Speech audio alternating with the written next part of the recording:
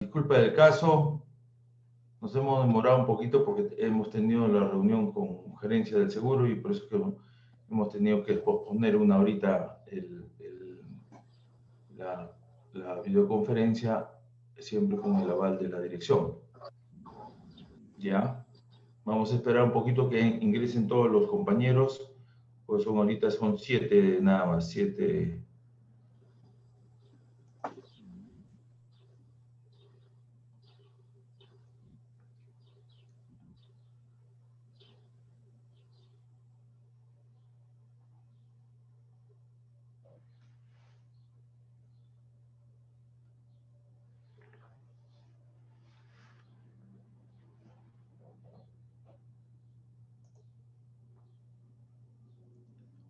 Buenas tardes, Sonia, Pauro, Nelly Dachino, ¿cómo están? Nelly de Escalante, buenas tardes.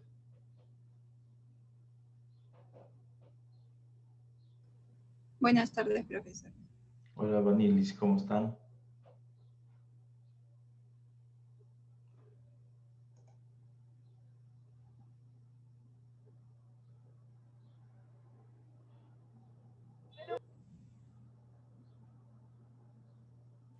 Sonia Mamani, ¿cómo estás?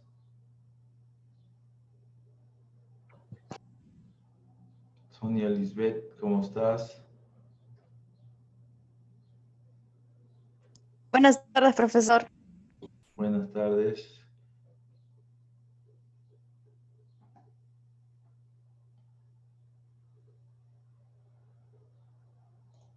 Bueno, como les decía, con la disculpa del caso, he tenido una reunión que ha durado hasta hace 10 minutos y me he venido volando para las clases, ¿ya? Hola, Mayerlin Huaricayo.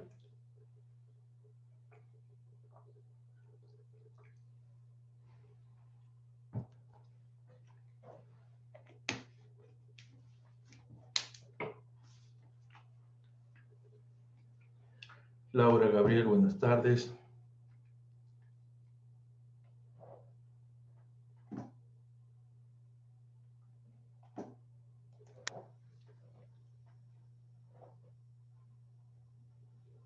Dos minutos más para empezar la clase, ¿ya? 2 minutos más.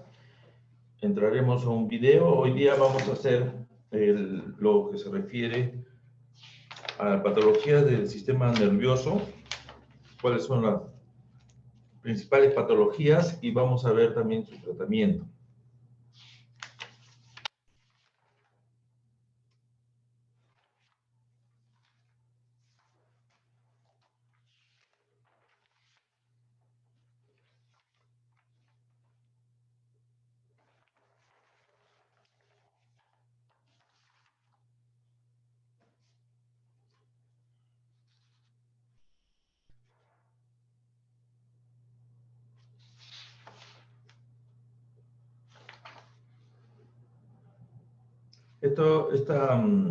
Este tópico, esta sesión, esta unidad que es la segunda unidad dentro de las enfermedades del sistema neurológico y tratamiento farmacológico, vamos a verlo en dos partes, ¿ya?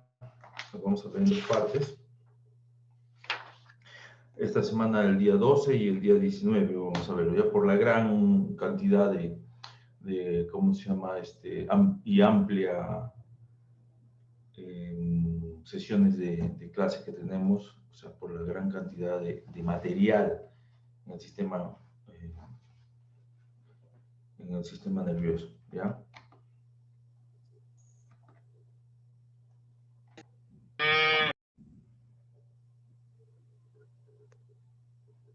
Profesor, Sí, dígame. ¿le puedo preguntar algo que no, bueno, referente a un medicamento? Mayerlin, dime. Quisiera saber si el levofloxacino produce también dolores en los huesos. La ¿Tiene algo que levofloxacina de sí, 500 a 750, también depende. tomarlo de 500 en una dosis de 750? Generalmente la levofloxacina, una de sus como le llamo, no contraindicaciones, sino uno de sus efectos colaterales puede provocar eso, ¿no? Puede provocar también, aparte de la epigastralgia, también dolores musculares y dolores articulares. Ese es uno de sus problemas, de sus efectos colaterales, ¿no? Gracias. Bueno, chicos, entonces vamos a empezar. Ya están entrando, ya son 30 participantes, entonces comenzaremos. Hablamos del sistema neurológico y su tratamiento farmacológico al del sistema nervioso. Y ustedes saben muy bien, el sistema nervioso se compone por el sistema nervioso central y el sistema nervioso periférico. El sistema nervioso central es solo y exclusivamente el encéfalo y lo que es la médula espinal, ¿ya? Ese es el sistema nervioso central. Ojo, el encéfalo, lo que es el cráneo, está dentro del cráneo, y lo que es el sistema de la médula espinal, que es, en buena cuenta, la que está cubierta por los huesos de las vértebras, tanto cervicales, dorsales, como lumbosacras, ¿no? Entonces, ahí a ese nivel tenemos todo lo que es la médula espinal. A raíz de esta médula espinal, ustedes saben que tiene dos clases, sustancia gris y sustancia blanca. La sustancia gris es en la corteza del cerebro. Si ustedes ven una naranja, por ejemplo, una naranja, lo que tiene encima se llama corteza y lo que tiene dentro es la pulpa. Es igualito el cerebro, ¿no? El cerebro tiene en su corteza, en la parte externa, tiene lo que se llama la sustancia gris. Y en la parte interna ya viene la sustancia blanca, ¿no? La sustancia blanca. Entonces, en todo caso, la sustancia gris está compuesto por todos los cuerpos neuronales. Acuérdense que un cuerpo neuronal tiene su soma, o sea, su cuerpo neuronal, tiene su cilindro eje o su eje largo, que es la que sale del cuerpo somático de la neurona, y termina en unas dendritas, tipo raíces, ahí, ¿no? Ahí terminan sus dendritas, una de las teledendritas que se llama, y que se va a acoplar a otras dendritas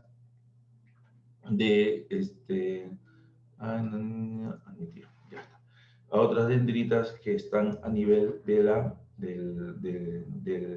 la neurona que sigue a esa neurona, ¿no? O sea, tenemos así en escalas, en tipo escalera, en donde una neurona se conecta con otra neurona y así va conectándose, ¿ya? Entonces, ese es todo el sistema nervioso, pero el sistema nervioso periférico está compuesto por un sistema nervioso somático y un sistema nervioso autónomo. El somático tiene mucho que ver con la parte de los músculos que nosotros podemos mover. Todo lo que es somático son músculos y los músculos tienen una placa que se llama las placas neuromusculares, que viene del sistema nervioso periférico y se pega ahí al músculo para hacer los movimientos, ¿no? En cambio, en el automático, el sistema automático no está controlado por la mente, no está controlado por el cerebro, está controlado por el sistema simpático y por el sistema parasimpático, como habíamos visto el semestre pasado, ¿no? O el año pasado, perdón. Ya, entonces, ahora lo que nosotros vamos a hacer, vamos a ver todo lo que se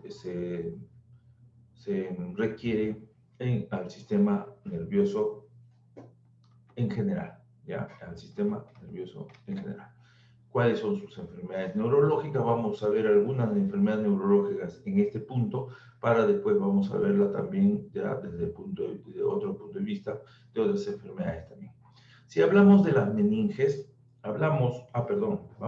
voy a pasarles un videito primero, vamos a ver ese videito, vamos a verlo ahorita en este instante.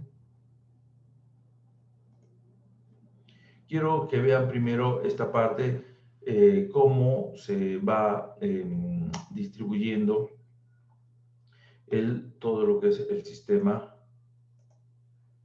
nervioso, cuáles son sus componentes, cuál es su fisiopatología, en este momento. Primero vamos a ver de la fisiopatología de la epilepsia, ¿ya? Para que ustedes, pero claro, en la primera parte de este video vamos a ver lo que es lo que se refiere a la fisiología y después viene la patología. Es un videíto que solamente dura 5 minutos, ¿ya? Vamos a verlo en este instante para que ustedes puedan entender mejor la situación fisiopatológica. En este vídeo voy a hablaros sobre la fisiopatología de la epilepsia. El cerebro es uno de los órganos más importantes del cuerpo humano. Allí es donde procesamos toda la información. Un cerebro sano está formado por millones de neuronas que se interconectan. Estas células se comunican entre sí constantemente enviando señales eléctricas a través de las dendritas y los axones, formando el sistema nervioso. La epilepsia es una enfermedad del sistema nervioso, debida a la aparición de actividad eléctrica anormal en la corteza cerebral, que provoca ataques repentinos caracterizados por convulsiones violentas y pérdida del conocimiento. Normalmente las neuronas generan hasta 80 impulsos por segundo, pudiendo producir en una convulsión epiléptica hasta 500 impulsos por segundo. Esta enfermedad es una de las enfermedades neurológicas crónicas más habituales, siendo en el mundo un total de 50 millones de habitantes los que conviven diariamente con la epilepsia. Pero, ¿qué sucede realmente en el interior del organismo durante el curso de esta enfermedad? Por lo general, ocurre una excitabilidad neuronal, la cual puede ser explicada por medio de 4 mecanismos. Una primera alteración puede ser a nivel del axón, en concreto en los canales del sodio. Durante la transmisión del potencial de acción es preciso una apertura de los canales del sodio, el cual entra al interior neuronal. La entrada del sodio supone la apertura de canales de potasio con la salida de este al exterior y el cierre de los canales de sodio abiertos. Una desregularización de estos canales provoca que continúe entrando sodio, con lo cual se genera continuamente potenciales de acción. Una segunda alteración puede darse en el terminal axonal, en concreto en los canales del calcio. Una alteración estructural en estos canales no permitiría el cierre adecuado de los mismos, una vez ya pasado el potencial de acción, con lo que el calcio continuaría entrando en el terminal axonal. Y, en consecuencia, sería estimulando la exocitosis de neurotransmisores al espacio sináptico, independientemente de que lleguen o no potenciales de acción. Un tercer mecanismo consistiría en un desequilibrio entre los neurotransmisores excitatorios e inhibitorios a favor de los primeros.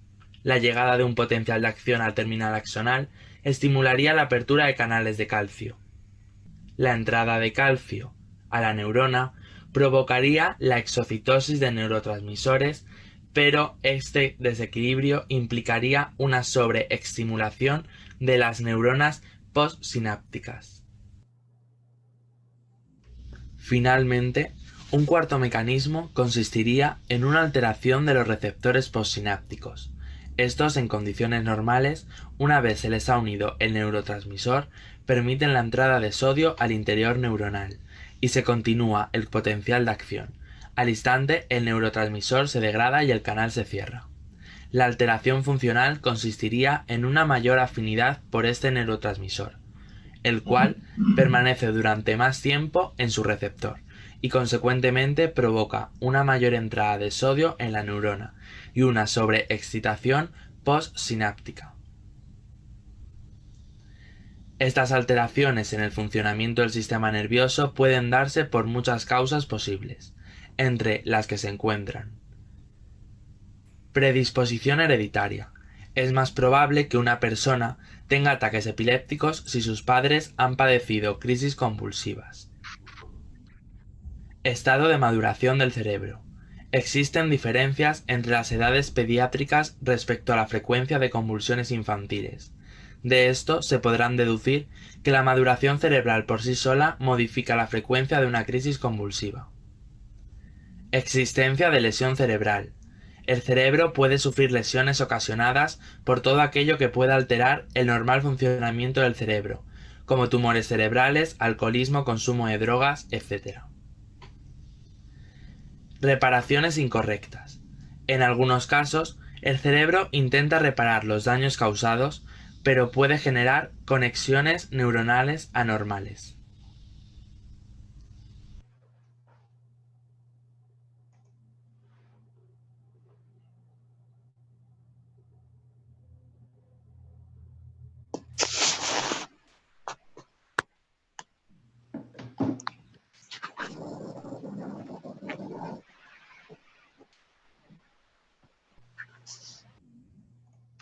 Bueno, como ustedes han visto, ¿no? Todo lo que conlleva el sistema nervioso, ya les había dicho que una neurona, que es la célula funcional del sistema nervioso central, esta célula va a transmitir a través de entradas y salidas que son los receptores de neurotransmisores, ¿no? El neurotransmisor se pega, sale de un lado, llega al otro lado, se pega ese neurotransmisor, se pega a su receptor y sigue saliendo el famoso estímulo, ¿no? Ese es así. Ya, entonces vamos a ver ahora, en este momento, lo que es la presentación en PowerPoint. Ya, vamos a ver en PowerPoint nuestra presentación en lo que se refiere a enfermedades neurológicas. Empezaremos por las meninges, ¿no? Acuérdense que el cráneo, después del cráneo, viene unas estructuras que se llaman meninges. Vamos a ver primero el cráneo, vamos a aquí, la parte ósea, esta parte ósea se llama cráneo, calota, hueso del cráneo, ¿no? Y por debajo tiene tres membranas, una membrana superior, una membrana media y una membrana inferior, ¿ya? La membrana superior, que es la más gruesa, se llama dura madre, es la que está más externa, ¿ya? La del centro, en donde tienen bastantes vasos sanguíneos, se va a llamar pía madre. Y la parte más interna se va a llamar aracnoides.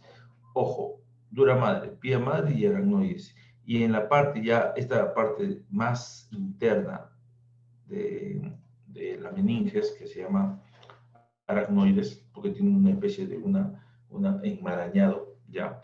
Debajo de eso ya está recién lo que nosotros hablamos del encéfalo, ya la parte encefálica, ¿no? La masa encefálica. Estas meninges son muchas veces atacados por bacterias, parásitos, virus, son atacados y lo inflaman. A esa inflamación se llama itis, ¿no? Y como está inflamando a las meninges, entonces se llama meningitis. En este caso vamos a hablar de las infecciones bacterianas, virales o asépticas de las membranas que cubren el cerebro y de la médula espinal, de las meninges. Si hablamos de bacterianas, estamos hablando de una meningitis bacteriana. Puede estar realmente causada por varios tipos de bacterias, ¿no? Ahorita en el siguiente slide vamos a ver qué clase de las bacterias son las que provocan una meningitis, ¿no? Y producen una infección en las vías respiratorias altas, y estas vías respiratorias altas que primero se producen por las vías respiratorias altas, o sea, estamos hablando de faringitis, de laringotraqueitis, ¿no? Pero eso a través del torrente sanguíneo pueden viajar al cerebro y producir esta clase de inflamación de las meninges, la meningitis.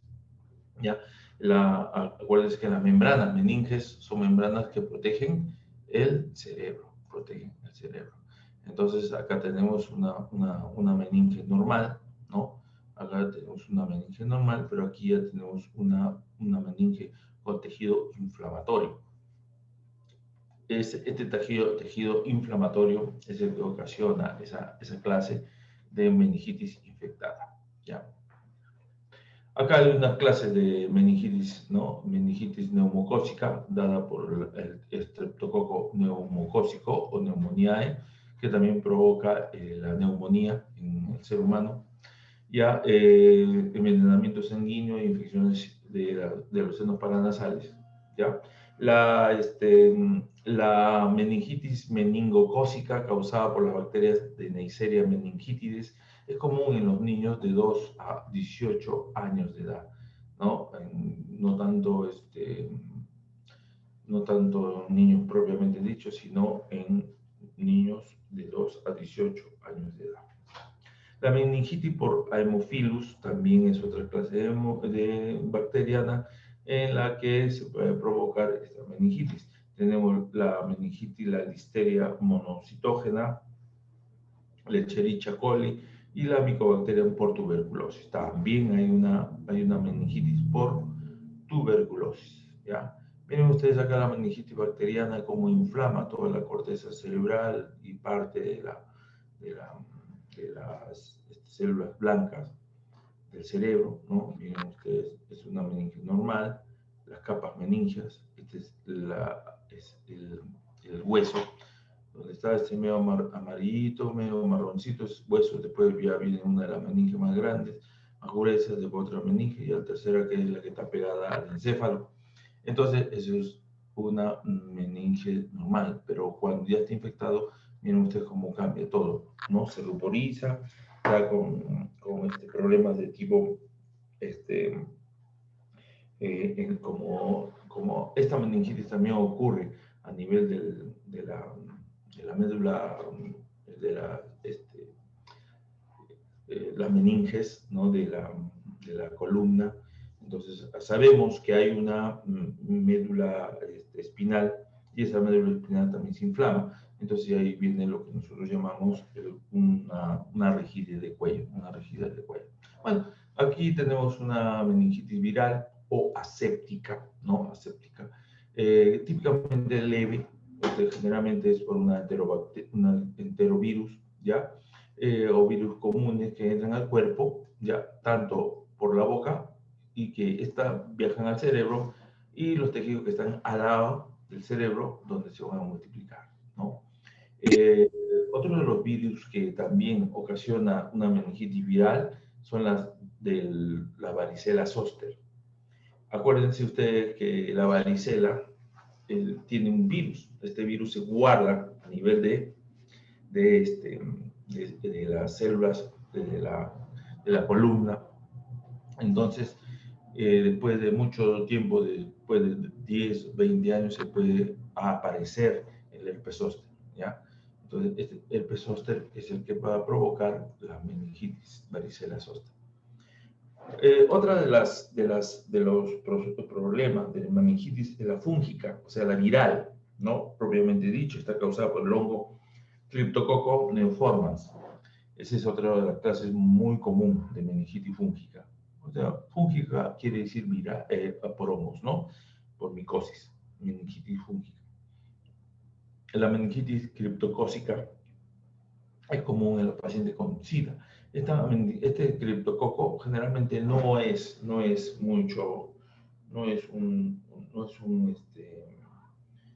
inflamación viral común, ¿no? Y cada vez que se da, nuestro organismo lo sabe deshacer, pero cuando es el SIDA, cuando hay problema del sistema inmunológico que está decaído y no respeta ya ¿cómo se llama? No respeta al sistema inmunológico, ¿no? Entonces recién esta meningitis fúngica, que es por hongos oportunistas, se va a desarrollar a nivel del cerebro. Si vemos acá, tenemos los famosos signos y síntomas, o sea, el síndrome, ¿no? Hay fiebre, hay escalofríos, el estado mental de la persona se pone confusa, no hay una buena hilación de las ideas ni lo que habla, náuseas y vómitos, fotofobia, o sea, la luz provoca mucho daño a la luz, hay una cefalea intensa y lo más importante acá, aparte de la fiebre y escalofríos, es la rigidez de la nuca se pone dura. Hay dos signos que nosotros vamos a utilizar para ver si hay mucha rigidez de nuca. A eso se llama kernicterus y Babinski. son signos que nosotros vamos a utilizar para ver la rigidez nuca, ¿no? Los síntomas entonces de la meningitis al final son dolor de cabeza, pérdida de memoria, el paciente está delirante, puede doler los oídos, hay una sensibilidad de la vista, o sea, fotofobia. El paciente no puede mirar a la luz directamente porque le daña. Dolor en la parte posterior del occipital, fiebre, vómito y dolor musculares. Y muchas veces hay manchas en el cuerpo también, ¿no? Que sale agudamente.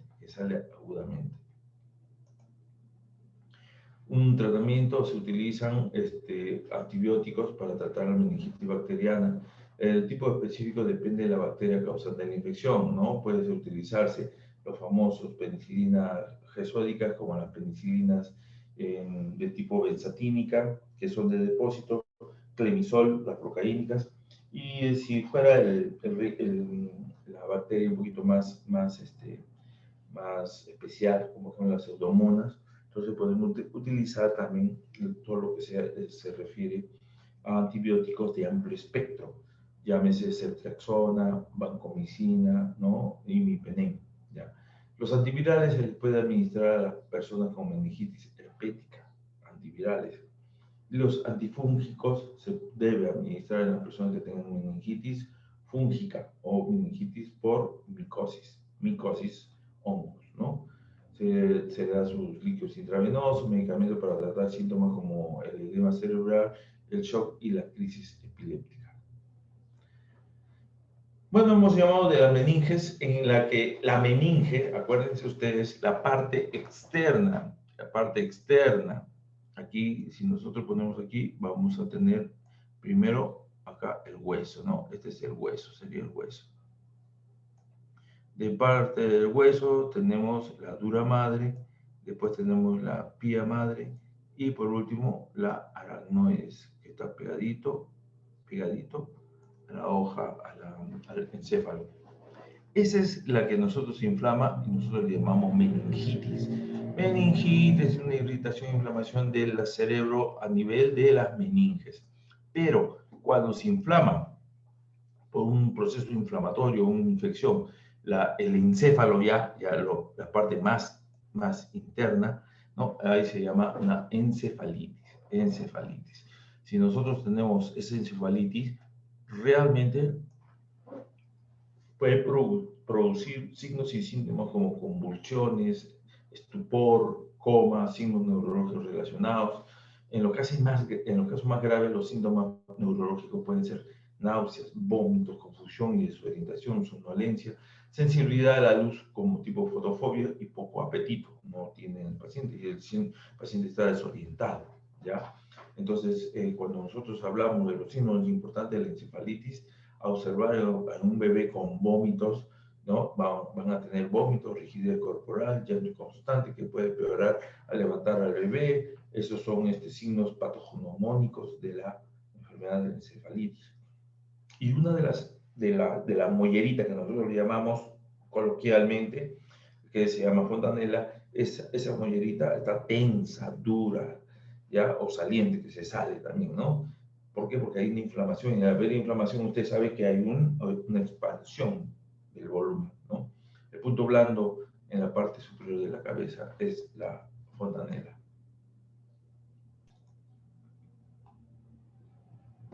¿Cuáles son las complicaciones de una meningitis? Que puede ser viral o puede ser fúngica o puede ser bacteriana. Es el daño cerebral permanente.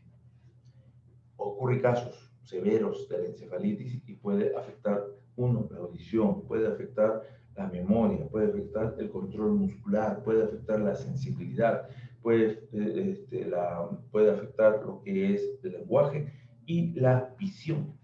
Entonces, para hacer un diagnóstico clínico hay que hacer un buen examen físico, neurológico, hacer una batería de análisis de laboratorio de sangre, orina y secreciones corporales, punción raquidia. Entonces, el médico, a través de unas agujas, unos trócares, va a ingresar a través de la región entre vértebra y vértebra para ingresar a ese espacio que se llama el espacio intramedular, ¿no? Espacio intramedular que está dentro de las vértebras, ¿ya? Y van a sacar un análisis de laboratorio para poder hacerles el tipo punción raquilla para hacer su antibiograma y su cultivo antibiograma, ¿no?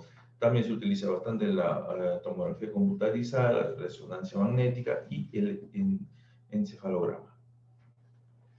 Tratamiento, si es una viral, antivirales, ¿no? Usados para tratar de encefalitis viral como aciclovir y ganciclovir. Aciclovir y ganciclovir. Los casos muy leves de encefalitis pueden monitorizarse en el hogar por el médico y un cuidador. Esos son los casos muy leves, ¿no? De la encefalitis. Ya, la atención de apoyo comprende líquidos, reposo y analgésicos de venta libre. ¿Para qué? Para reducir la fiebre y el dolor de cabeza, que lo tiene muy acosado al paciente, ¿no? En cambio, los casos graves ya pueden requerir incluso hospitalización. Se utiliza mucho los corticoides y los hidratos de carbono, pueden producir la inflamación, reducir esta inflamación de la inflamación cerebral, ¿no? Entonces, cuando hay un paciente que ya tiene dificultad respiratoria, puede requerir respiración artificial. Acuérdense que tenemos las famosas camas UCI y los monitores que tenemos que son equipos que utilizamos para cuando hay una dificultad respiratoria, ¿no? Los pacientes que experimentan inflamación cerebral grave pueden requerir terapia física. O sea, al final ya terapia física tiene que ayudarles también, ¿no? Tanto terapia física motora como del habla y ocupacional cuando la enfermedad aguda está bajo control.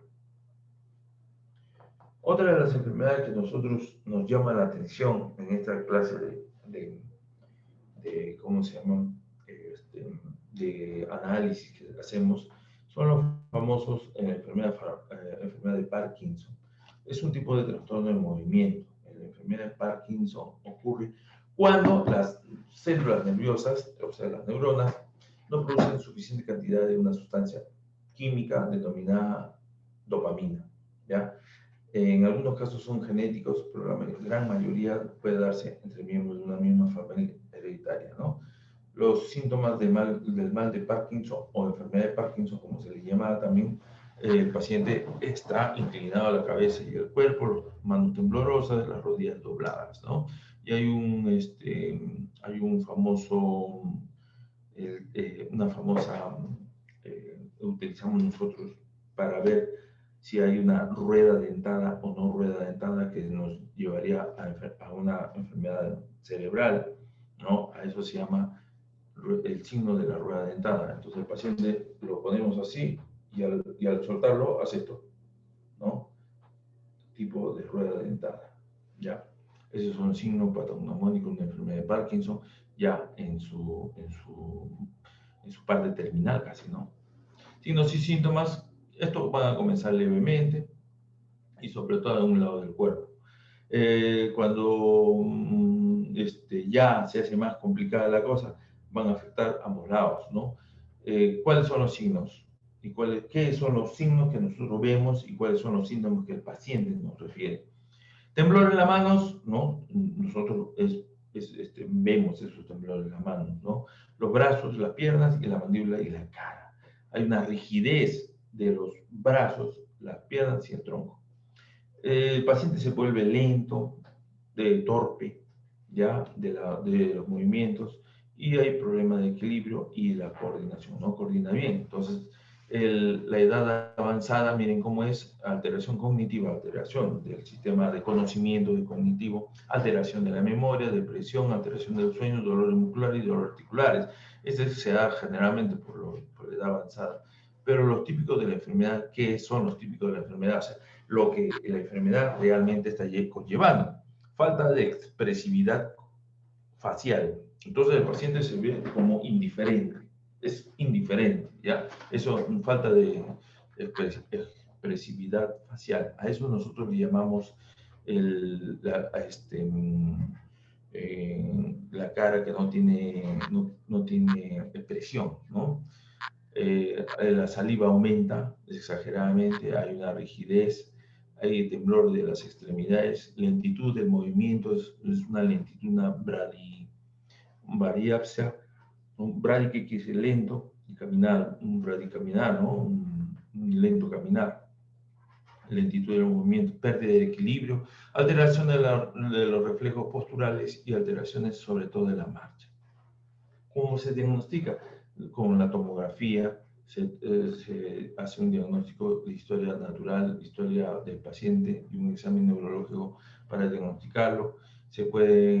Los científicos pueden estudiar los receptores cerebrales de la dopamina, ¿ya? Y para determinar si la pérdida de la actividad de la dopamina está antes o sigue después de la degeneración de las neuronas que fabrican esta sustancia, también es estos exámenes. Como hay problema en la dopamina, ¿no? Entonces la dopamina es un tinte, es un neurotransmisor que tenemos en el cerebro. Esta dopamina no puede administrarse directamente, ya que no puede pasar la barrera entre la sangre y el cerebro. Acuérdense que entre la sangre del cerebro absorbe ciertas sustancias que al administrarse directamente no pasan esa barrera, pero la dopamina en este caso no pasa esta barrera hematoencefálica, ¿no? Hematoencefálica. Entonces, así en las primeras etapas, cuando los síntomas son leves, se utilizan los fármacos menos potentes, como los anticolinérgicos. Mientras, cuando ya los casos son más severos, más avanzados, se utiliza la levodopa, ¿no? Que es la dopamina, ¿ya? Es un fármaco más potente hasta el momento para el tratamiento de las enfermedades de Parkinson, enfermedad de Parkinson.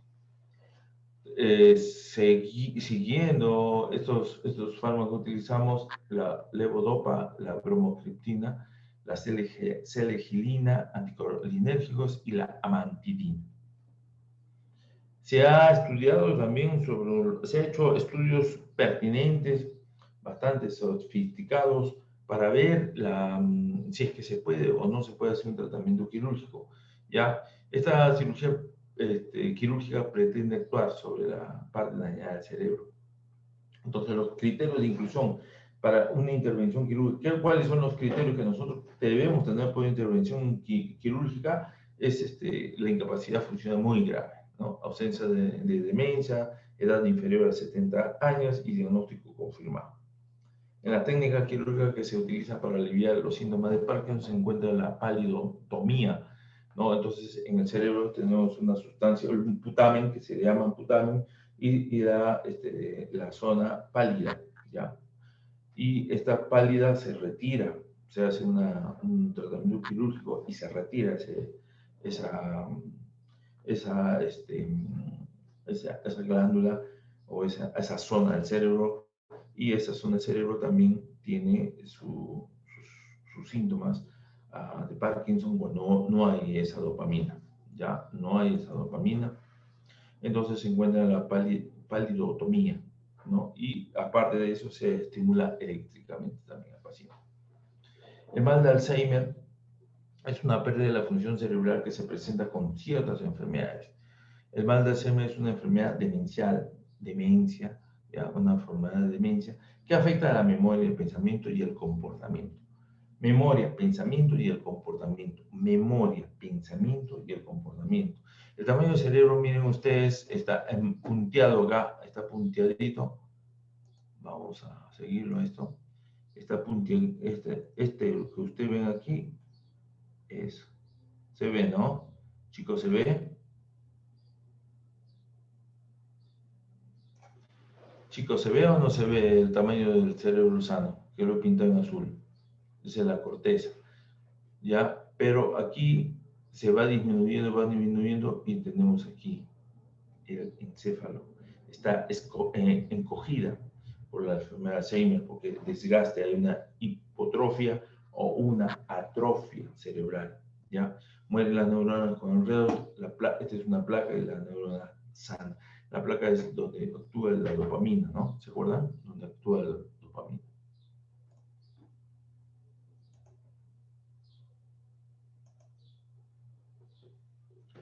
Acá, entonces, ¿cuáles son? Hay varias señales, tempranas y tardías del Alzheimer, ¿no?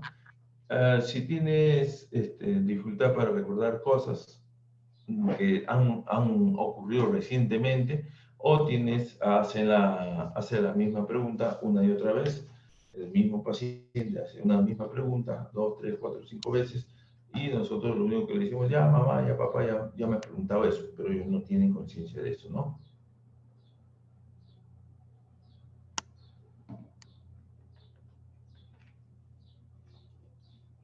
Cuando el paciente va a hacer unas operaciones sencillas en matemática o va a pagar sus cuentas, también, ¿no? Se puede dar como señales tempranas.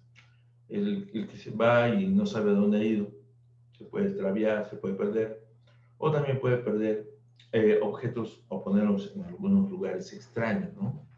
Miren ustedes acá cómo el volumen, la cantidad, el tamaño del encéfalo se reduce por la muerte de células nerviosas. Las hendiduras y surcos se hacen más notorias son, ¿no? Las células que subsisten pierden capacidad de reaccionar a estímulos nerviosos. Entonces, en las primeras etapas de memoria bastante breve, ¿no? Cambio de la personalidad, entonces el paciente se ha puesto apático, desinteresado en la actividad social, ¿no? No hay mucha capacidad intelectual, hay irritabilidad y dificultades motrices. Etapas posteriormente, las etapas son confusión, divagación, o sea, el paciente está divagando, erráticos, cambios de humor, incapacidad para cuidarse solo, ya no está entrando a cuidarse solo, y serio deterioro de la salud y posteriormente muerte también, ¿no? A quienes afecta a casi de una gran cantidad de mayores, de los adultos mayores, casi es un 20% de los mayores de 70 años, ¿no? Rara vez aparecen antes de los 40 años, rara vez, pero sí se ha visto que aparecen los síntomas de Alzheimer en menores de 40 años. Luego de estas señales primarias que nos ocurre, también hay unas señales posteriores, ¿no? Señales posteriores o ya más tardías, ¿no?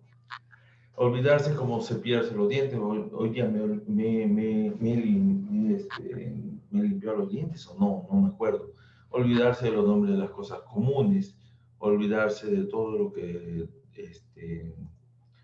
de los nombres de un escritorio, de la casa o una manzana, ¿no? Deambular lejos de su casa y no darse cuenta de que están deambulando lejos. Olvidarse de ir a acontecimientos o citas. Me han citado, me han dicho hoy día a las 10 de la mañana tenemos reunión y yo no me acuerdo, no me acuerdo, me olvido completamente. Y el tener más problemas para encontrar palabras que otras personas de la misma edad. O sea, si yo antes, yo tenía un pocotón de palabras de mi léxico hablaba mucho y mi léxico me decía qué es lo que yo quería decir, ¿no? Inmediatamente, ahora ya me estoy olvidando, ¿no? Entonces ya hay problemas de encontrar las palabras ideales para nosotros con dar a conocer a otras personas por la misma edad, ¿no? Yo tengo 80 años y ya comienzo a perder el conocimiento, entonces yo pierdo ya la relación, no me acuerdo de las cosas que he dicho, ¿no? Entonces ahí ya viene el problema, ¿no? El examen físico, para hacer un buen diagnóstico, el examen físico importante, completo, neurológico, hacer preguntas acerca de la historia de los síntomas, que se acuerda que por qué ha venido o no ha venido en anteriores laboratorios, la tomografía axial computarizada y la resonancia magnética del cerebro pueden hacer para buscar otras causas de la demencia como tumor cerebral o accidente cerebrovascular. ¿Cuál es el tratamiento en sí? ¿Cuál es el tratamiento? El Alzheimer es una enfermedad para la cual actualmente no hay cura. Es una enfermedad crónica que va avanzando y va deteriorando al paciente, ¿no? Tiene medicamentos más precisos prescritos, que son el donapecilo y la ribastigmina y la galantamina, ¿no? Son algunos medicamentos más prescritos, o sea, lo han dado al paciente, ¿no? Los antagonistas de los receptores NMDA, N-metil de aspartato, la memantina, que inhibe la acción tóxica sobre las neuronas de un aminoácido llamado glutamato. sea, hay unos receptores y estos receptores tienen sus antagonistas, ¿ya? Antiinflamatorio no esteroideo, entre ellos se encuentra el fármaco de tipo aspirina o ibuprofeno, y otros de las medidas de tratamiento para el paciente también pueden ser los antioxidantes, dosis elevada de vitamina E y el consumo del ginkgo biloba. Hasta aquí son dos enfermedades que hemos visto y que son importantes en nuestro, y es cotidiano, ¿verdad? ¿No? Es cotidiano. Pero yo lo que quiero ver es ver cosas raras que hemos visto lo último también y que nos conlleva a mejorar nuestra eficacia clínica, ¿no?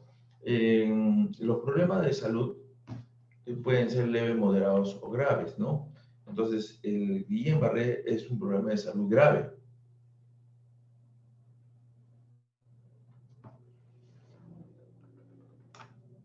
Nosotros podemos decir, ¿cuándo ocurre? ¿No? ¿Cuándo ocurre este problema de salud grave? Ocurre cuando el sistema de defensa del cuerpo, o sea, el sistema inmunológico o inmunitario, ataca parte del sistema nervioso por error. Miren ustedes, acá hay una especie de axones con su mielina en la parte externa y cómo es atacado, ¿no? Cómo es atacado por el sistema nervioso. El sistema inmunitario es atacado. ¿Esto qué lleva a que se presente inflamación de nervios que ocasiona debilidad muscular o parálisis y otros síntomas? El síndrome, el SGB, eso se llama el síndrome Guillain-Barré, es un trastorno autoinmunitario. O sea, ¿qué quiere decir? Auto contra mi inmunidad. Entonces, tenemos tanto medicamentos como otras patologías que hacen que nuestro sistema inmunitario sea atacado y sin saber el por qué, ya el propio sistema inmunitario del cuerpo se ataca a sí mismo, se hace daño. ¿Cuáles son los signos y síntomas del Guillain-Barré? En primer lugar, la parálisis, la pérdida de reflejos tendinosos en brazos y piernas, entumecimiento y hormigueo. Pero figúrense ustedes, esta parálisis no es una parálisis común y corriente, sino vienen desde la parte distal. O sea, si ustedes ven acá, este señor que está acá con esa doctora, desde la parte distal, desde acá, de la parte externa, o sea, de la parte más baja, sube, va subiendo el debilitamiento, sube el debilitamiento, sube que también sube ¿cómo se llama? La sensibilidad y el dolor, entumecimiento y hormigueo, y la pérdida de reflejos tendinosos. Los movimientos se hacen descoordinados, hay una visión borrosa y una visión doble, como que uno estuviera torpe y nos conlleva a caídas también, ¿no? Dificultad para mover los músculos de la cara, contracciones musculares tipo palpitaciones, apnea, o este paciente no puede respirar, disfagia, cialorrea, desmayo, ¿no? Sentirse mareado al pararse. Todo eso conlleva a un síntoma y del tratamiento. Acá un señor, como se está caminando, ¿no? Está caminando, acá otra señora pura cefalea, visión borrosa, ¿no? Y acá está examinándole el corazón. ¿Cómo hacemos el diagnóstico? Generalmente encontramos un paciente que tiene debilidad muscular muy marcada, se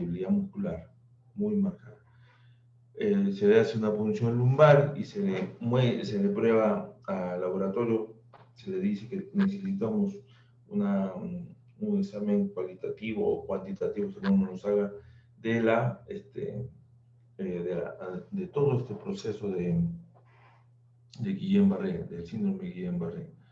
¿Ya? Electrocardiograma, electromiografía, velocidad de segmentación de la conducción nerviosa, pruebas de la función pulmonar. El tratamiento se hace un tratamiento llamado aferesis o plasmaféresis, ¿ya? ¿En qué consiste esta plasmaféresis? En eliminar o bloquear las proteínas llamadas anticuerpos, que son anticuerpos que están atacando a otras sustancias, pero también atacan a nuestras neuronas, ¿no? Entonces, a esos anticuerpos hay que matarlos también, ¿no? Hay que bloquearlos, ¿ya? Otro tratamiento es la inmunoglobulina intravenosa. Inmunoglobulina intravenosa es otro de los tratamientos, ¿no? Ambos tratamientos conducen a un mejoramiento rápido y ambos son igualmente efectivos. Otro tratamiento ayudan a reducir la inflamación. Cuando los síntomas son graves, se necesita tratamiento en el hospital y probablemente se suministre respiración artificial.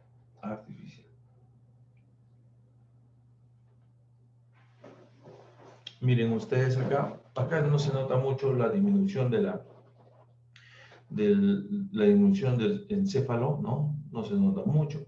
Pero aquí lo que nosotros quiero hacerle ver a ustedes es la demencia senil, ¿no?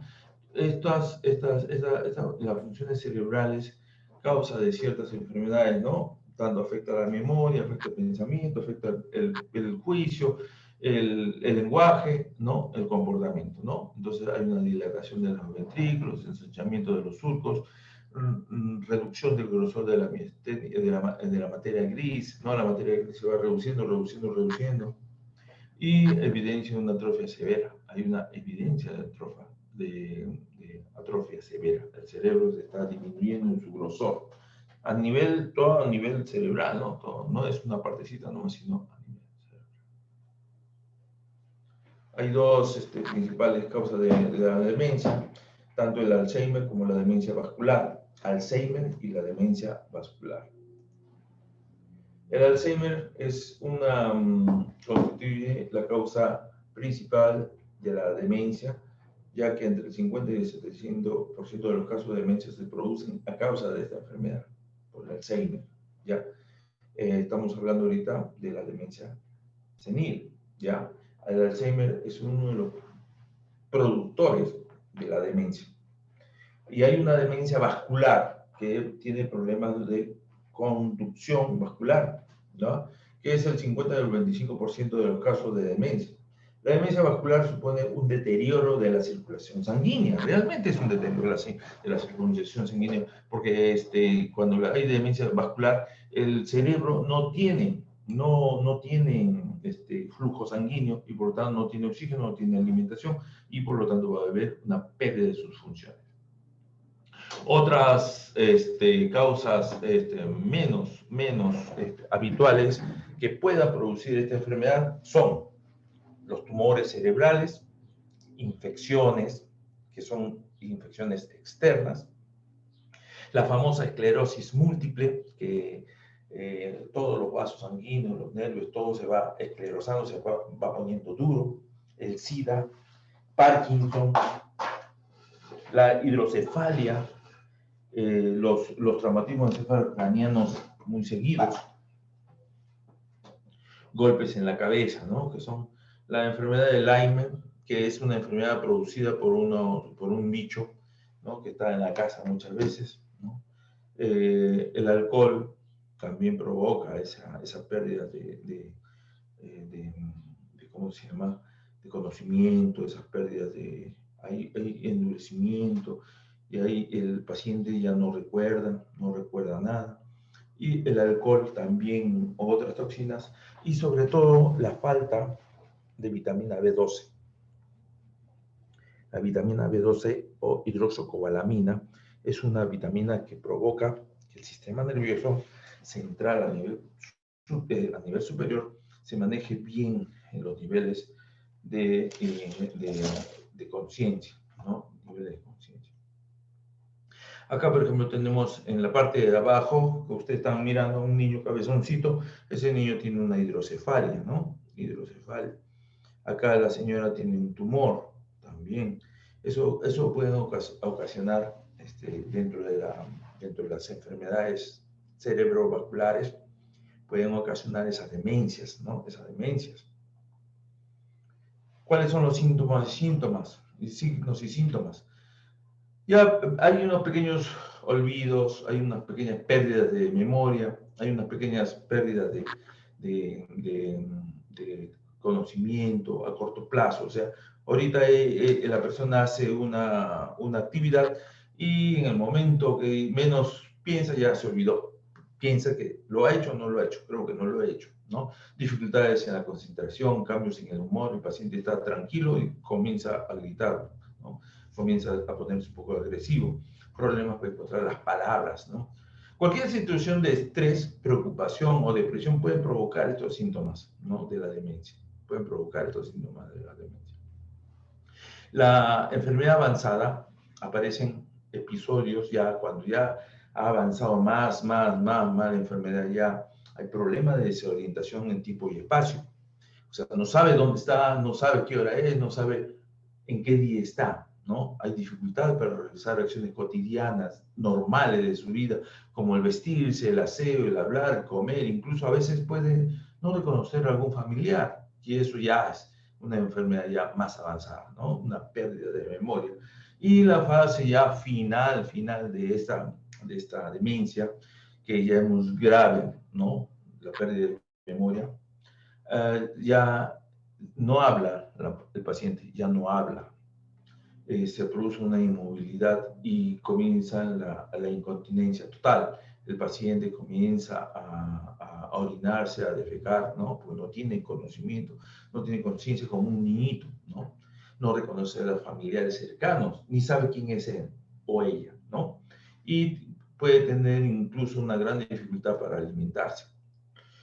Entonces, la demencia senil es una enfermedad grave que si no lo atacamos de un inicio y puede ser peor, ¿no? Peor en las fases finales. ¿Cómo lo diagnosticamos? Según los síntomas que han precedido y por un examen físico, neurológico sobre todo, entonces se va a evaluar todo el conjunto de funciones cerebrales, todo lo que es asociación de la memoria, evocación de los recuerdos, si es que recuerda o no recuerda, toma de decisiones, lenguaje y capacidad de seguir directrices, si es que la persona sigue lo que nosotros le decimos, ¿no? Se hace una tomografía cerebral contrastada, simple y contrastada, la tomo densitometría, sobre todo para ver la cantidad de corteza cerebral que se está perdiendo, si está muy delgada o está muy gruesa, ya a través de la resonancia magnética.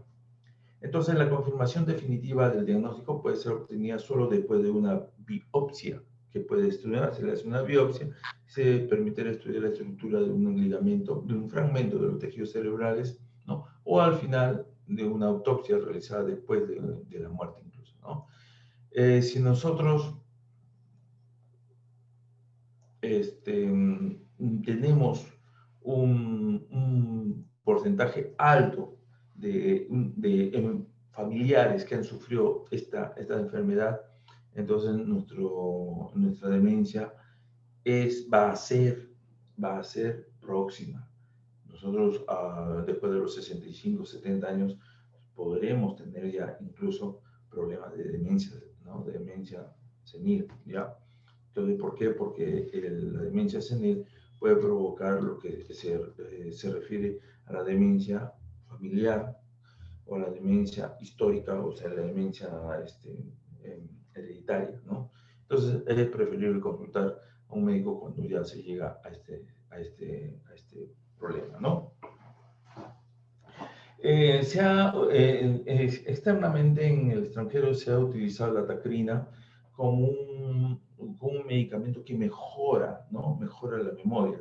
Ya, aquí en el Perú no se utiliza mucho, ¿no? Pero generalmente los familiares lo traen este producto del extranjero, ¿no? Entonces, en ellos también hay que trabajar lo que se utilizan, los estimulantes para activar la atención, tanto la atención, se puede utilizar estos estimulantes como el metilfenidato o la minaprina, ¿no? La minaprina son medicamentos que también utilizamos como estimulantes para el cerebro, para que haya una buena circulación cerebral. Algunos pacientes con demencia suelen mostrarse inquietos, ansiosos, por lo que se valora la administración de tranquilizantes tipo benzodiazepinas. alprazolam, diazepam y todas esas cosas, ¿no? Fármacos antidepresivos porque el paciente a partir ya de los 60, 65 años comienza a tener depresiones y depresiones graves. Y si no lo conocemos, si no lo sabemos y no le tenemos en cuenta, estas depresiones pueden llevar después a un problema de demencia, ¿no? Ese problema de demencia. El tratamiento psicológico, el hablar con el paciente, el hablar con la persona de tercera edad incluye un apoyo y un asesoramiento a los familiares que asuman el cuidado de estas personas también, ¿no? El accidente, ya, entonces aquí ya tenemos todo lo concerniente al problema de tipo Alzheimer, tipo demencia senil, ¿no? Y ahora vamos a ver lo que se refiere al ACV, al accidente cerebrovascular. El ACV, accidente cerebrovascular, es provocado por un taponamiento o la rotura de una arteria cerebral. Una arteria cerebral. Se rompe la arteria, es provocada por eso, o porque se tapona una arteria a nivel cerebral y ya no fluye el líquido en la parte periférica, en la parte distal de esta oclusión.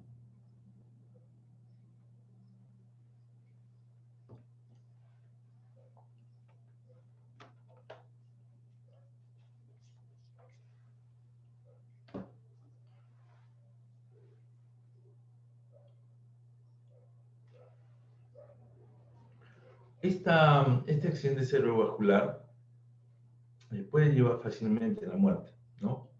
Y es la primera causa de invalidez de los adultos y adultos mayores. Viene generalmente acompañado de arteriosclerosis e hipertensión arterial.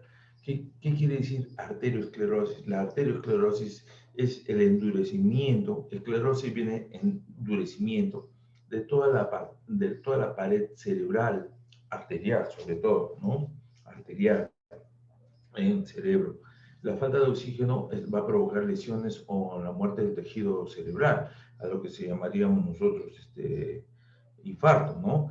Los síntomas aparecen cuando hay un infarto en el lado derecho o el lado izquierdo, va a haber síntomas que aparecen al lado opuesto del hemisferio lesionado. Si se me ocluye a nivel de la derecha, a nivel de la izquierda, tengo el problema de la hemiparesia o problema de tipo sensitivo o problema tipo motor, ¿ya? Y a nosotros, el accidente cerebrovascular, que es la falta de circulación de sangre en una parte del cerebro, lo atendemos como dos entidades diferentes. Un ataque isquémico y un ataque hemorrágico. ¿A qué se refiere isquémico?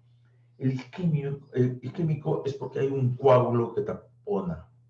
Aquí hay un coágulo que tapona, ¿ya? El coágulo circula por la sangre en dirección al cerebro y en algún lugar del cerebro que son microarterias o arteriolas se produce una obstrucción.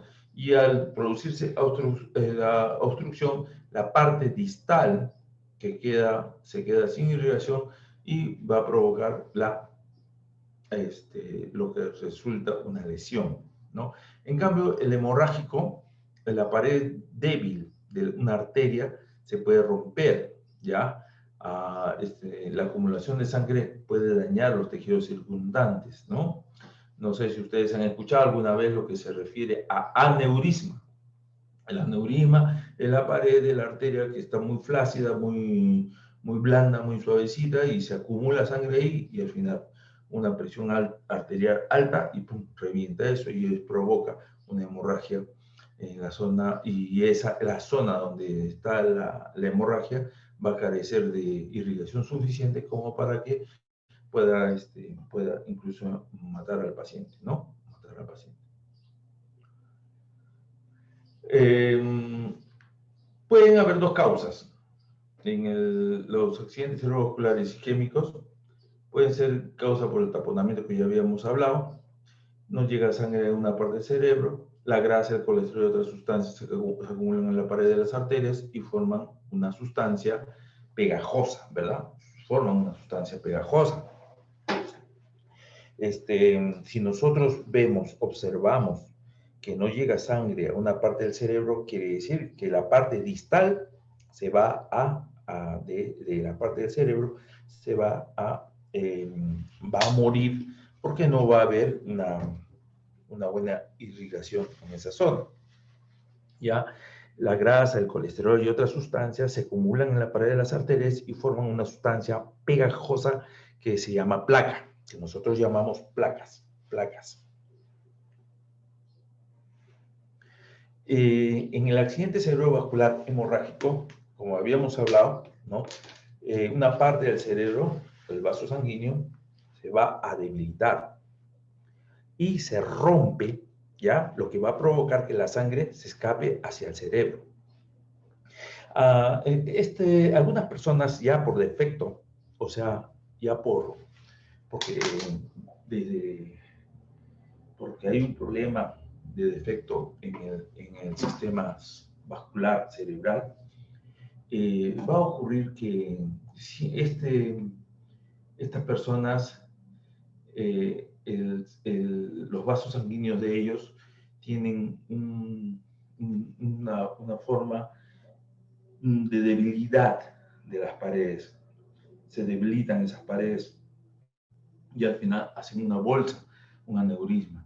Y estos defectos pueden abarcar el aneurisma, una malformación arteriovenosa, ¿ya? Esta puede provocar que se rompa y provoque que la sangre se escape hacia el cerebro. Entonces, no hay, a nivel distal, como ya habíamos dicho en la otra parte del cerebrovascular isquémico, no hay una buena oxigenación, una buena alimentación en esa zona y puede el tejido morir en esa zona como una isquemia. Miren ustedes acá, estroque o hemorrágico o estroque isquémico. Estroque quiere decir la isquemia, no, perdón, la famosa, que estamos hablando del ACV, el ACV hemorrágico y el ACV isquémico. Miren ustedes aquí, se rompe en el hemorrágico, se rompe y esta zona se llena de sangre y obtura y provoca muerte cerebral. En esta parte igual, se obstruyen, hay un stop acá, ¿no? Entonces, y este cerebro que está adyacente, posterior a esa obstrucción, se provoca una isquemia, luego provoca una lesión y al final va a provocar lo que nosotros hablamos de lo que se refiere a muerte cerebral, ¿no? Necrosis cerebral. ¿Cuáles son los factores de riesgo? La hipertensión arterial es el factor de riesgo número 1 para los accidentes cerebrovasculares. O sea, ¿qué quiere decir? Que toda persona que tenga problemas cerebrovasculares, toda persona que tenga hipertensión, puede tener un accidente cerebrovascular, sobre todo si es que se aumenta esta hipertensión aumenta a nivel de las arterias, aumenta la presión a ese nivel y las arteriolas pueden reventar y pueden provocar estos accidentes cerebrovasculares. Otro factor de mayor riesgo es la fibrilación auricular. Acuérdense que el corazón está latiendo bien, pero en un momento llega en que el corazón no late en una contracción de sístole, diástole, sino comienza a fibrilar, o sea, a temblar y no bota bien su sangre. Entonces, al no botar bien su sangre, provoca que haya coágulos, y esos coágulos son los que pueden disparar después y puede ir al cerebro, que es generalmente cuando va al cerebro va a la arteria media, ¿no? A la arteria media cerebral, y es ahí donde provoca mayor problemas, complicaciones de isquemia y de lesión, ¿no? Acuérdense muy bien que la diabetes, la hipertensión, la dislipidemia, el colesterol alto, los antecedentes familiares de la enfermedad que hayan tenido también, todos ellos conllevan a un factor de riesgo importante. Ya el aumento de la edad después de los 55 años también, y la raza. La raza negra son más propensas a morir de un accidente cerebrovascular, figúrense ustedes, más que la raza blanca, ¿no? La raza negra tiene casi, son 2 por 1, 3 por 1, ¿no? 3 pacientes de raza negra pueden morir antes que un paciente de raza blanca por estos problemas, accidentes cerebrovasculares. Las personas que tienen cardiopatía o tienen mala circulación en las piernas, conocidas como varices, ¿no? También ya hay un estrechamiento de las arterias o un estancamiento de sangre a ese nivel, una éxtasis sanguínea, pueden provocar también que haya un disparo de un coágulo y pueden provocar un infarto a nivel cerebral, o en este caso estamos hablando cerebral, o a nivel cardíaco también, ¿no? También podemos provocar. Dentro de estos factores de riesgo, la probabilidad de un accidente cerebrovascular es mayor en personas que llevan un estilo de vida no saludable, por ejemplo, que tienen sobrepeso u obesidad, consumen excesivamente alcohol, mucha grasa, le gusta mucha grasa o mucha sal, que es lo que provoca que mucha sal haya retención de líquido, y si esto es retención de líquido va a favorecer a que el corazón quiera eliminar más líquido, provocando una suba de presión arterial.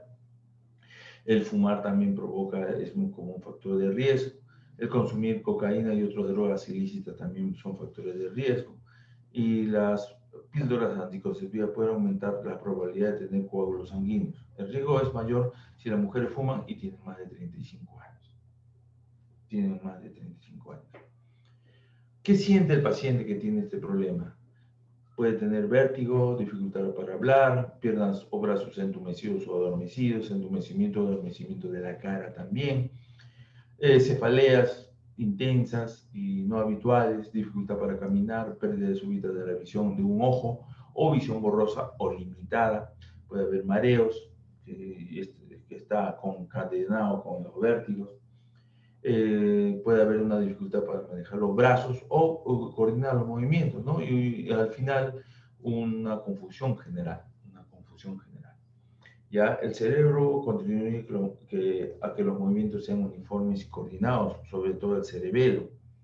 Cuando hay un problema a nivel cerebral, de cerebelo o cerebelar, puede ocasionar también movimientos atetóxicos, vértigo, mareos, ¿no? Dificultad para caminar, dificultad para hablar inclusamente, ¿no? Lo que nosotros llamamos movimientos atáxicos, ¿no? ¿Ya? En la parte más inferior del cerebro medio, en el tronco del encéfalo, acuérdense que controla todo lo que es la respiración, los latidos cardíacos, el habla articulada en el tronco encefálico. Entonces, si que hay un infarto de ese nivel, también puede provocar un infarto cerebral, puede provocar un infarto a nivel del encéfalo y puede provocar un paro cardiorrespiratorio también. ¿Cuál es el diagnóstico? ¿Cómo se hace el diagnóstico de un ACV? Primero, examen completo, ¿verdad? Examen completo es importantísimo. La cineangiografía de la cabeza puede revelar cuál es el vaso sanguíneo que está bloqueado o que está sangrando. ¿Cuál es el vaso sanguíneo? Miren ustedes acá abajo, ¿no? Acá abajo se ve cuál es la arteria y cuál es la vena, ¿ya? El dúplex, a esto se le llama dúplex carotidio, que es una ecografía que se hace a la carótida para mostrar si hay estrechamiento de las arterias o no. Por ejemplo, esta arteria de acá está bien en esta zona, pero aquí ya hay una zona en la que ya la arteria se está disminuyendo su calibre, su luz, ¿verdad? Su luz ya está disminuyendo. Entonces, al haber esa disminución, entonces va a provocar que no haya una buena oxigenación ni una buena alimentación en esa zona. La TAC cerebral y la resonancia del cerebro son importantes para este diagnóstico, ¿no? Se puede hacer una ecocardiografía si el accidente cerebrovascular pudo haber sido causado por un coágulo que viene proveniente del corazón, ¿no? Y la angiografía por resonancia magnética, también hay problemas de tipo en la tomografía computarizada para ver si hay vasos sanguíneos anormales en el cerebro. Esa es una angiografía por resonancia magnética. Es una angiografía por resonancia magnética. Luego tenemos cuál es el tratamiento. El tratamiento de un accidente cerebrovascular en una emergencia médica. Si el accidente cerebrovascular fue causado por un coágulo sanguíneo, ojo, si es causado por un coágulo sanguíneo, se puede administrar un fármaco trombolítico. Ese fármaco trombolítico lo utilizan mucho en cardiología y neurología.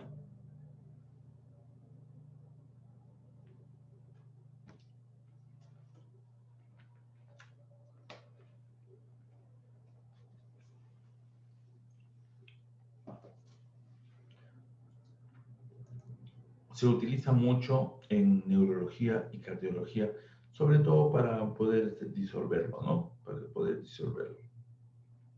Los anticoagulantes como la heparina, la enoxaparina, que es de bajo peso molecular, o luego warfarina, el comadin, y la aspirina también, ¿no? O el clopidogrel, son sustancias que pueden tranquilamente usarse a este nivel cuando hay un accidente cerebrovascular. Generalmente, acuérdense ustedes que el ácido acetilsalicílico, el ácido acetilsalicílico tiene dosis de 100, ¿no? De 100 miligramos. Entonces nosotros podemos utilizar 4 tabletas. Ese 4 tabletas corresponde a 400 miligramos. Y junto a él se puede utilizar el clopidogrel también. El clopidogrel es un componente que también hace que los coágulos sanguíneos bajen, ¿no? Bajen los coágulos sanguíneos. Bajen. En todo caso, nosotros lo que tenemos que hacer aquí en una emergencia médica es hacer un buen diagnóstico. Cuando el diagnóstico se da, entonces en el hospital, en emergencia médica, ya el médico está avisado y el médico puede ya controlar los síntomas y sobre todo si hay presión arterial alta, controlar los síntomas y la hipertensión para evitar que el paciente siga teniendo ese accidente cerebrovascular, siempre y cuando puede ser hemorrágico o puede ser de tipo isquémico. Hace 4 años,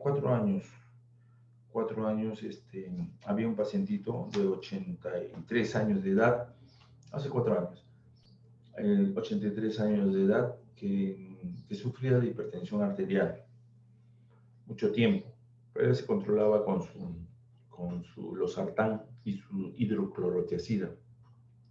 Pero ¿qué pasó una noche? Que estaba muy bien el paciente, refiere que estaban trabajando, al lado de su casa estaban trabajando en un edificio, y en ese edificio comenzaron a hacer bulla, una bulla terrible.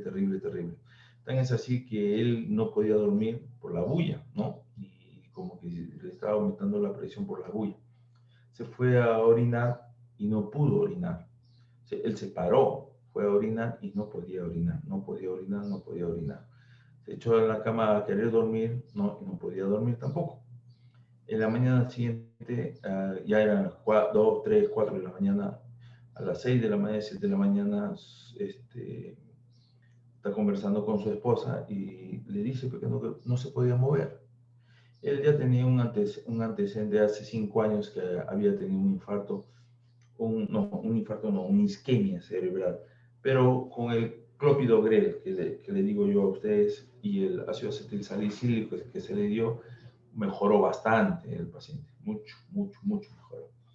Pero después de 4 o 5 años hubo otro cuadro igual o parecido, y ante este cuadro igual o parecido fue llevado al hospital gigante que hay en Lima, el hospital de Bagliati, ¿no? Fue llevado en ese entonces, cuando se le dio esta crisis, fue llevado y él, por suerte o mala suerte, que no puedo decir yo otra cosa, que el médico que la vio era un médico joven que recién estaba haciendo sus prácticas de neurología, estaba haciendo su residentado de neurología, ¿no? Lo recibió, lo vio y dijo, sí, puede ser que sea un accidente cerebrovascular isquémico. Vamos a hacer estudios de tomografía, angiografía. Le hicieron todos los estudios y concluyeron ellos que él tenía un accidente cerebrovascular isquémico, no hemorrágico, isquémico, pero que era antiguo.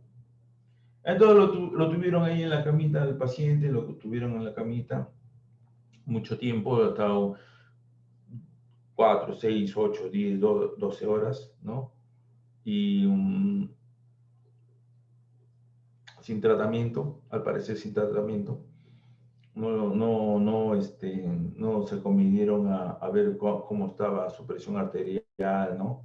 Cómo estaba la esfera neurológica. Cuando ellos vieron, era lúcido, estaba orientado en tiempo, espacio y persona. O sea, ¿qué quiere decir esto? El LOTEP, el famoso LOTEP. Lúcido, orientado en tiempo, espacio y persona. ¿Qué quiere decir? Que era lúcido, estaba despierto, lúcido, estaba orientado en tiempo. Él sabía qué día era ese, dice martes, era un martes 3 de febrero del 2016, 17, 2016, ya, él sabía dónde estaba, ya, él sabía dónde estaba, cuál era el espacio que tenía, él sabía que él había trabajado antes en ese hospital, y sabía quién era, ¿no? Sabía quién era y cuántos años tenía, respondía tranquilamente bien. Eso quiere decir que ese accidente cerebrovascular no ha sido en el lado izquierdo, sino fue en el lado derecho, porque en el lado izquierdo tenemos una estructura que se llama de Broca. Esa estructura de Broca, cuando se toma la estructura de Broca, el paciente ya no puede hablar. Entonces, cuando el paciente viene con esa dislalia, ¿no? Ese problema de no poder hablar, quiere decir que el hemisferio que ha tomado esa hemorragia o ha tomado esa isquemia es el lado izquierdo, porque el paciente no puede pronunciar palabras. ¿Se dan cuenta?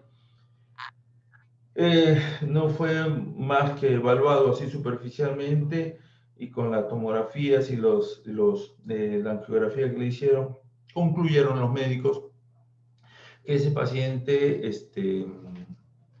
tenía un accidente cerebrovascular, pero antiguo y que no era reciente, ¿no? Pero el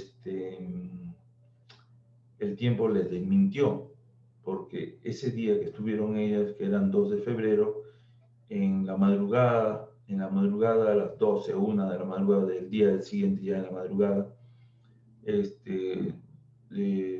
tenía a su hijo allá que trabajaba en el hospital Rebagliati, que era de laboratorio, subió a verlo a eso de las 3 de la mañana y el paciente estaba bien, ¿no? Le preguntó, papá, ¿cómo estás? Bien, hijito, bien, no hay ningún problema. Ah, ya, papito, nos vemos más tarde, ya, hasta luego. Y a eso de las 5 de la mañana lo llaman del hospital, lo llaman a él, al hijo que estaba trabajando en el laboratorio. Él era técnico de laboratorio y para decirle que el papá se había muerto, ¿no?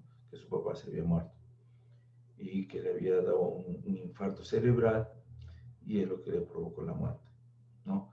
Entonces, eso aquí conlleva que los accidentes cerebrovasculares no son fácilmente diagnosticados y si has tenido anteriormente otro mismo cuadro de accidente de ACV, entonces lo que manda ahí era la clínica en ese momento. En ese momento caminaba, no caminaba, rengueaba, sí rengueaba, hablaba bien, sí hablaba bien, tenía buena lucidez, orientado en tiempo, espacio, pero sí.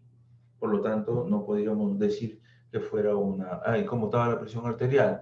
No sabemos. ¿Cómo estaba la frecuencia cardíaca? No sabemos. ¿Cómo estaba la saturación de oxígeno? No sabemos, porque eso no concluyeron en la historia clínica. Al final, el paciente de 83 años murió, ¿no? Por un accidente cerebrovascular de isquemia, por isquemia. Y así, ¿no? Entonces son cosas que yo les puedo contar en este momento en la que hay que controlar siempre los síntomas, entre ellos la hipertensión arterial, que es muy importante.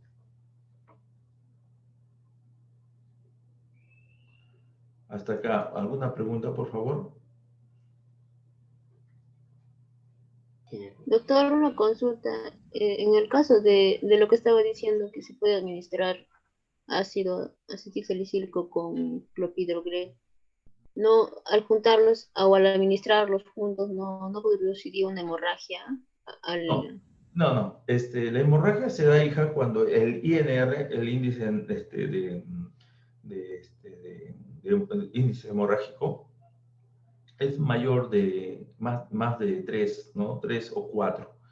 Nosotros para llegar a un índice así mayor de 2 o 3 o 4, porque lo normal es el INR, así se llama. A ver, vamos a ponerlo acá. El INR y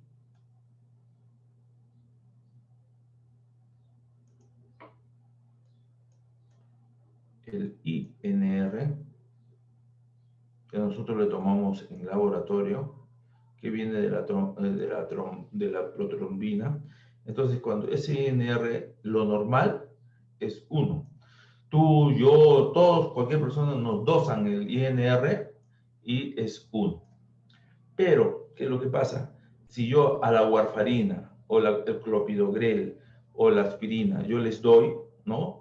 El INR a la semana o a las 2 semanas puede subir a 2 o a 3 máximo. A la semana o a las 2 semanas.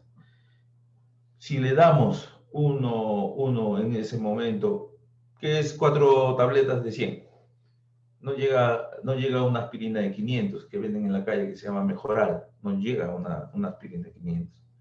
Y el clopidogrel, hasta que pase la semana recién, si nosotros le damos clopidogrel 4, 5 tabletas, 4 tabletas, 5 tabletas juntas todos los días, a la semana podría llegar a 2 INR.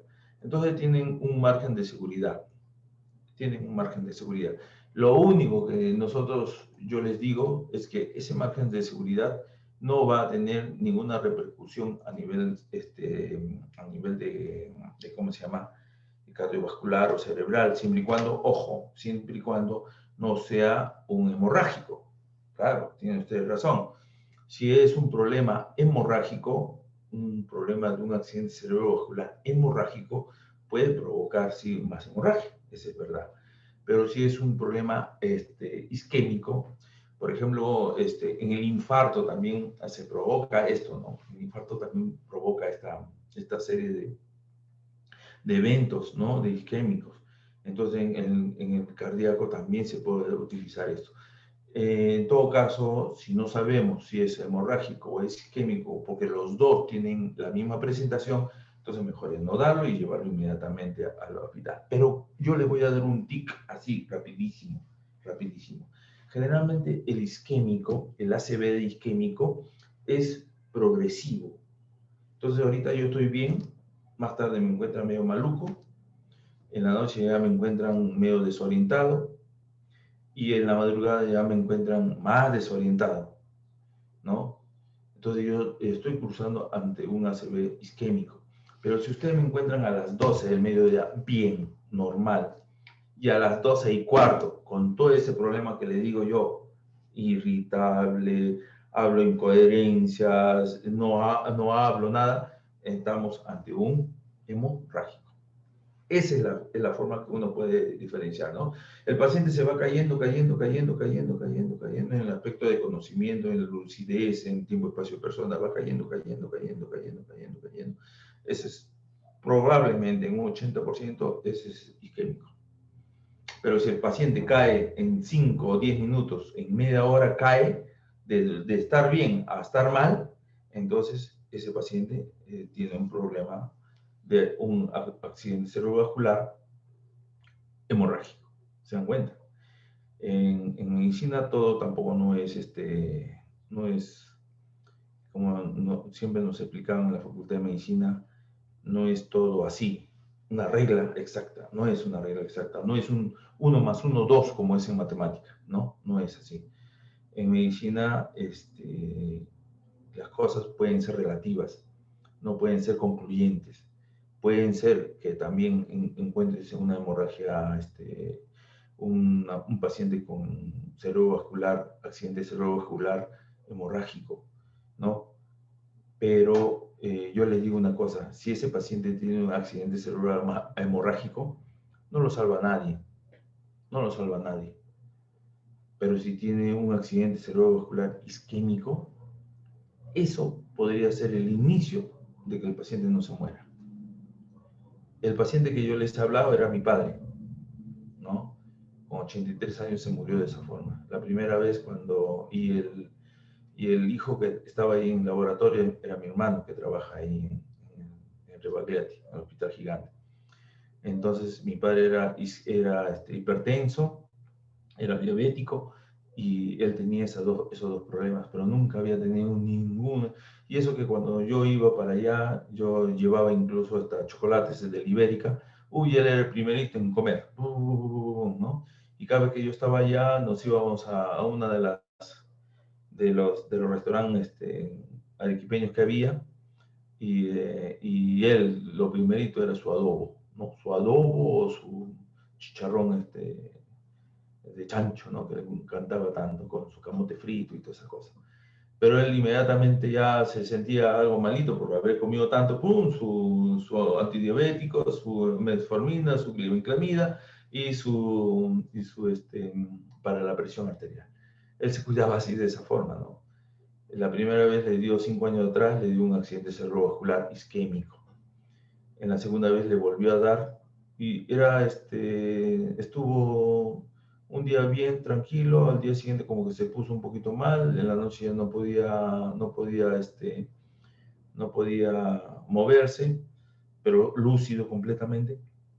Y ya al día siguiente temprano ya no podía moverse del todo, pero estaba lúcido siempre. Él podría haber tenido un accidente cerebrovascular isquémico. Ya, en ese momento, como estábamos cerquita al hospital, se lo llevó al hospital inmediatamente. Pero después ya yo me tuve que venir a Arequipa y de Arequipa me regresé otra vez al Toque, ¿no? Pero después me enteré de que no le habían dado ningún medicamento para su hipertensión, no le habían dado ningún medicamento para su diabetes, no le habían nada de eso. Y el paciente ahí en su camita solito se murió, ¿no? No hubo, por ejemplo, en los hemorrágicos son bien bravos. El accidente cerebrovascular hemorrágico es irritado, se irrita bastante. Comienza a gritar, comienza a maldecir, así se murió mi abuela, de parte de mi padre, ¿no? También le dio un accidente cerebrovascular encefálico interno dentro del encéfalo, y estuvo así de la noche a la mañana, comenzó a hacer eso, irritable. Como ustedes no se imaginan, mentaba la madre de mi abuela, como que se acordaba de todo lo que le había hecho mi abuelo. Y al final, pero eso fue hoy día bien, un ratito bien y más tarde mal, ¿no? Ese fue un hemorrágico, por ejemplo, ¿no? ¿Se dan cuenta? Y al final lo llevamos al hospital, pero el médico dijo, no, acá no hay nada que hacer porque la hemorragia es interna, la hemorragia es dentro del encéfalo y nadie podía sacar esa hemorragia de ahí. Provocó la hemorragia interna y al final se murió. ¿Se dan cuenta? En cambio, mi padre no, él tenía la oportunidad todavía de darle las 4 aspirinas, los 4 clopidogreles, y podría haber salido. Pero como los médicos concluyeron de que era antigua esa lesión, no le dieron mayor importancia, era antiguo, y se murió. Se murió el caballero, se murió. Entonces el tratamiento son procedimientos especiales o quirúrgicos, ¿no? Para aliviar los síntomas o para prevenir más accidentes cerebrovasculares, ¿no? La embolectomía, por ejemplo, como hay un émbolo que está obstruyendo una parte de la cavidad arterial, está obstruyendo, entonces se trata con medicamentos que saquen ese émbolo, sáquenlo, lo diluyan, ¿no? O ese trombo que está ahí, ¿no? Embolectomía o trombectomía, ¿no? Darle su tratamiento, sus nutrientes, sus líquidos para evitar la deshidratación, para que haya el flujo sanguíneo normal. Y si el paciente está en un accidente cerebrovascular comprometido, en donde compromete el sistema digestivo, entonces poner su sonda de alimentación para darle por ahí su tratamiento alimenticio, ¿no? Y si sale el paciente, como muchos pacientes que han salido por una isquemia o por una ACV isquémico, la gran mayoría de pacientes hoy en día no se mueren por un accidente cerebrovascular isquémico, no se mueren. ¿ya? Entonces, se le hace la fisioterapia, su terapia ocupacional, su logopedia y la terapia de inclusión se iniciarán en el hospital y se llevará a cabo en la casa también, ¿no? Al final, ¿algún inconveniente hasta ahorita? ¿Alguna otra pregunta? Muy importante esa pregunta que me hizo la compañera. ¿Cómo se llama la compañera que me hizo esa pregunta tan interesante? Caterina Zavala Mamanito. Allá, Caterina. Doctor, y también ustedes también utilizan o combinan así ácido acetil salicílico con warfarina, porque bueno, a mí me han enseñado y también he leído que no se debe juntar porque eso produce hemorragia, pero no sé si lo juntan o lo utilizan en combinación los doctores. Sí, la dosis, acá viene la cuestión de dosis. La dosis de ácido acetil salicílico es de 100 miligramos. 80 a 100 miligramos, que es lo ideal para poder mantener un estado antitrombótico, un estado anticoagulable, ¿no? Entonces, eso se da de por vida. A partir de los 40 años, el paciente ya debe usar el ácido acetil salicílico para evitar la coagulación, ¿no? Se debe dar. Ahora, la combinación del ácido acetil salicílico con la warfarina se utiliza en una dosis que conlleva a que, por ejemplo, se utiliza bastante como anticoagulante en las prótesis, cuando hay un recambio de cadera, un recambio de rodilla, en las prótesis para que no coagule eso, o también cuando hay un problema en pacientes que se utiliza, ¿cómo se llama esta? La batería, ¿no? Para el corazón. Ese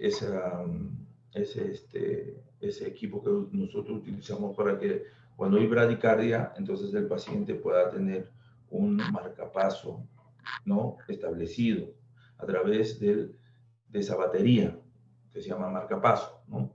Entonces, ese marcapaso, como es un producto que puede coagularse, entonces por eso que se le da la warfarina, ¿no? Ahora, para que, como ya les había dicho, para que el INR se eleve más de 1, 2 o 3, que hasta los 3.5 es permisible porque no hay problema de hemorragia. A partir de los 4 del INR, a partir de los 4 sí ya puede haber problema de hemorragia. Entonces,